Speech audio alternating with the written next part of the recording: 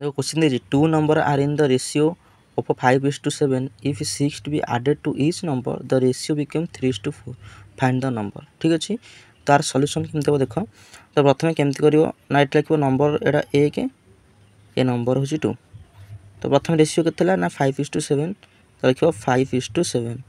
तो देख 5:7 थी क्लास 6 टू भी आडेड टू इच नंबर तो रेशियो बिकम एति तो रेशियो के ना 3:4 है तो केते आड है सब ना 6 आड है सब ठीक अच्छे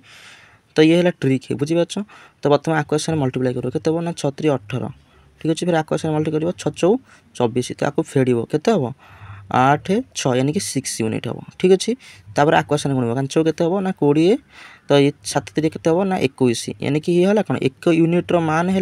21 कोड़े 1 1 यूनिट्र मान हूँ 6 ठीक अच्छे तो आम कौ नंबर पचार ना ए नंबर और ए नंबर पचार तो 1 यूनिट्र मान जो 6 है तो 5 यूनिट मान के 5 यूनिट मान हम 30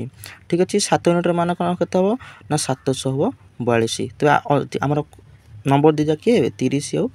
42 ऑप्शन नंबर ए हम करेक्ट आंसर ठीक अच्छे।